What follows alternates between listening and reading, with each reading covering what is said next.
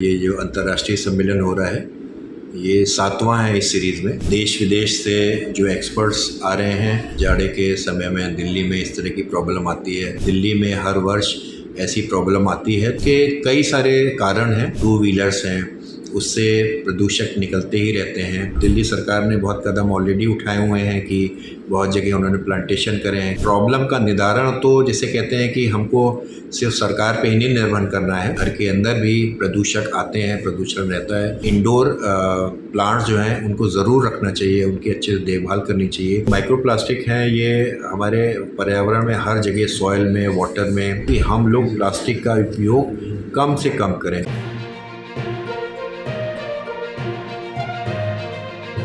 नमस्कार, मेरा नाम रोशन मिश्रा है। मैं दैनिक भास्कर से हूँ। इस समय हम NDRI CSIR में आए हुए हैं, जहाँ पे पर्यावरण को लेकर, पर्यावरण के हित को लेकर, पेड़ पौधों की महत्ता को लेकर 2 दिवसीय संगोष्ठी आयोजित की गई है, जिसमें देश विदेश के जाने माने शोधार्थी और वैज्ञानिक यहाँ पर आए हुए हैं। हम जानने का प्रयास करेंगे यहाँ के जाने माने वैज्ञानिक से, मिस्टर पांडे जी से, कि पर्यावरण को लेकर जो बदलाव आ रहा है, जो दिल्ली में सांस को लेकर लोगों में घुटन देखने को मिल रही है, पर्यावरण प्रदूषित हो रहा है, जलवायु परिवर्तन हो रहा है, इस पर इसके मेन रीजन क्या है और इस पर सरकार क्या मानना है। सर, आप अपना शुभ नाम बताएं और यह बताएं कि CSIR NDRI में यह प्रोग्राम किस लिए, किस उद्देश्य से हो रहा है। हमारा नाम डॉक्टर विवेक पांडे है। मैं सेवानिवृत्त मुख्य वैज्ञानिक हूँ NDRI से। और ये जो अंतर्राष्ट्रीय सम्मेलन हो रहा है, ये 7वां है इस सीरीज़ में। ये 1996 से शुरू हुआ था, लगभग हर 5 साल के बाद होता है। लास्ट वाला सम्मेलन 2018 में हुआ था, फिर कोविड के कारण इसको आगे बढ़ाना पड़ा, तो अब ये 7वां उस श्रृंखला का सम्मेलन है, जिसको कि हम international conference of plants and environmental pollution कहते हैं। सर, इस सम्मेलन का मेन पर्पस क्या है और क्या मैसेज देना चाहते हैं। तो इस जो कॉन्फ्रेंस है, सम्मेलन है, इसमें देश विदेश से जो एक्सपर्ट्स आ रहे हैं, मेन उद्देश्य वही है कि वो यहाँ पे आएँ। उन्होंने जो अपना शोध करा है, चाहे वो वायु प्रदूषण हो, क्लाइमेट चेंज हो, या और इससे रिलेटेड फील्ड्स जो हैं, उसमें उनका जो शोध करा हुआ है लेटेस्ट, वो यहाँ पे साझा करें, सबको बताएं, आपस में डायलॉग हो, वार्ता हो, नए तरह के कोलैबोरेशन हो, और जिससे कि हमको समझ में आए कि किस तरह का काम दुनिया में हो रहा है, और एक नई तरह की जो भी हमारी जो प्रॉब्लम्स हैं उसका सलूशन निकालने में इससे हल मिलता है। सर, आपने पढ़ा भी होगा खबरों के माध्यम से और सुना भी होगा कि दिल्ली में इसमें, और दिल्ली से कई जगहों पे पर्यावरण इसमें काफ़ी हद तक प्रदूषित हो चुका है और सांस लेने में काफ़ी दिक्कतें आ रही हैं। तो इसका अब मेन रीज़न, मेन जो कारण है, कहाँ देखते हैं, और इसका प्लांट की वजह से या पर्यावरण को हेल्दी बनाने के लिए पेड़ पौधों के इम्पोर्टेंस पे मैं चाहूँगा कि आप अपने विचार रखें।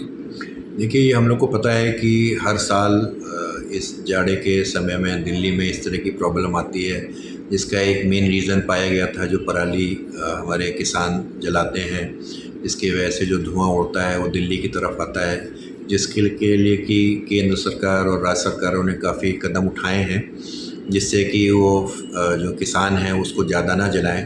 लेकिन उसके बाद भी दिल्ली में हर वर्ष ऐसी प्रॉब्लम आती है, तो उसके कई सारे कारण हैं।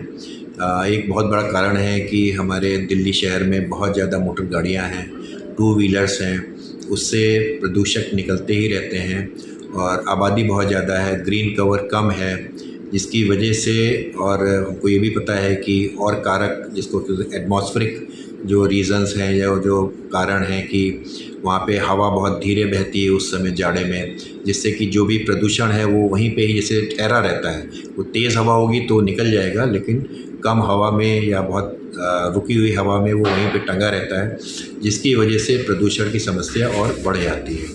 तो ऐसे में दिल्ली सरकार ने बहुत कदम ऑलरेडी उठाए हुए हैं कि बहुत जगह उन्होंने प्लांटेशन करे हैं, क्योंकि हमको पता है कि पौधे जो हैं कार्बन डाइऑक्साइड या प्रदूषक अपने अंदर लेते हैं, ऑक्सीजन छोड़ते हैं।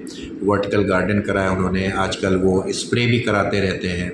तो इस प्रॉब्लम का निदान तो जैसे कहते हैं कि हमको सिर्फ सरकार पे ही नहीं निर्भर करना है, हमको अपने से भी करना है कि हम किस तरह से अपने वाहन का उपयोग करें, कि किस तरह से हम कम चलाएं, कैसे हम ज़्यादा पब्लिक ट्रांसपोर्ट को यूज़ करें। तो ये सारी पहल सरकार की तो होनी चाहिए, लेकिन उसमें हमारा पब्लिक का अपना इंडिविजुअल का भी सहयोग उसमें होना बहुत ज़रूरी है। इससे ही प्रदूषण की समस्या को कम करने में आसानी होगी। आजकल सर इंडोर जो है पौधों को लगाने उगाने का सिलसिला या चलन शुरू हो गया है सर, इसको आप पर्यावरण की दृष्टि से कितना हेल्दी, कितना उपयुक्त मानते हैं? देखिए, ये हम लोग को समझना होगा कि कई बार हम लोग को लगता है कि प्रदूषण घर के बाहर है, घर के अंदर अगर हमारा घर बिल्कुल बंद है तो वहाँ पर प्रदूषण नहीं होगा, लेकिन ये सही नहीं है। घर के अंदर भी प्रदूषक आते हैं, प्रदूषण रहता है, और बहुत सारे ऐसे इंडोर प्लांट्स हैं जो कि अब हम लोग को पता है कि वो अच्छे से घर के अंदर अपना ग्रोथ वगैरह अच्छे से करते हैं, और घर के अंदर का जो भी पोल्यूशन है, पार्टिकुलेट मैटर है, बेंजीन, टोल्यून, ये सारी गैसेस हैं, उसको अपने में समाहित करते हैं और ऑक्सीजन निकालते हैं। तो हम लोग को अपने घर के हिसाब से कितना बड़ा घर है, कैसा है, ये अपने इंडोर प्लांट्स जो हैं उनको ज़रूर रखना चाहिए, उनकी अच्छे से देखभाल करनी चाहिए, जिससे घर के अंदर का वातावरण भी स्वच्छ हो सके। जी सर। सर, कहीं पढ़ने को मिला था एक रिसर्च में कि प्लास्टिक के जो पार्टिकुलेट हैं, जो मैटर हैं, जो छोटे छोटे कण, उस शरीर के अंदर तक देखे जा रहे हैं या रिसर्च में सामने आया, तो इस पर आप क्या कहना चाहेंगे? और इसके रोकथाम के लिए जो ज़रूरी तरीके हों सर, चाहूँगा कि उस पर भी देखिए, आपने बहुत महत्वपूर्ण प्रश्न करा है। प्लास्टिक को लेके हमको पता है, तो जो माइक्रो प्लास्टिक हैं ये हमारे पर्यावरण में हर जगह, सॉइल में, वाटर में, और जैसा आपने कहा ये भी पाया गया है कि हमारे रक्त तक में, स्त्रियों, गर्भवती स्त्रियां या जो माँ हैं उनके उसमें भी पाया गया है, दूध में भी पाया गया है। तो ये एक बहुत बड़ी ही प्रॉब्लम मेजर हो गई है, और इसमें NBRI भी शोध कर रहा है कि कैसे ये डिटेक्ट करा जाए, कैसे इसकी कमी करी जाए। इसका कमी करने का तरीका सिर्फ यहाँ पे वही है कि हम लोग प्लास्टिक का उपयोग कम से कम करें। जो सिंगल यूज़ प्लास्टिक है, जो प्लास्टिक के थैले हैं, उसको बिल्कुल हम किसी भी तरीके से नहीं यूज़ करें। अपने घर से ही कपड़े का थैला लेके जाएं, सामान ख़रीदने में जो रखने के लिए, और तभी ये सफल हो जाए। गवर्नमेंट के बैन करने से कभी नहीं पूरी तरह से सफल हो पाएगा। इसमें हम लोग का, जनरल पब्लिक का भी सहयोग बहुत ज़्यादा इम्पोर्टेंट है। जी सर, एक आखिरी सवाल मैं लेना चाहूँगा सर, आपके बेशकीमती समय से।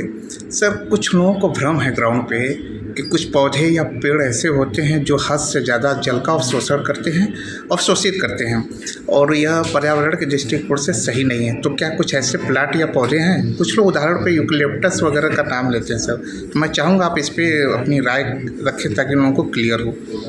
देखिए, इसके बारे में जितनी मेरी अपनी जानकारी है, इसमें कोई शोध नहीं है। जो मेरी अपनी जानकारी है कि यूकेलिप्टस की एक कोई वैरायटी हुआ करती थी जो ज़्यादा अवशोषण करती थी जल का, जबकि यूकेलिप्टस की हिंदुस्तान में मेरे ख्याल से 50-60 वैरायटीज़ होंगी।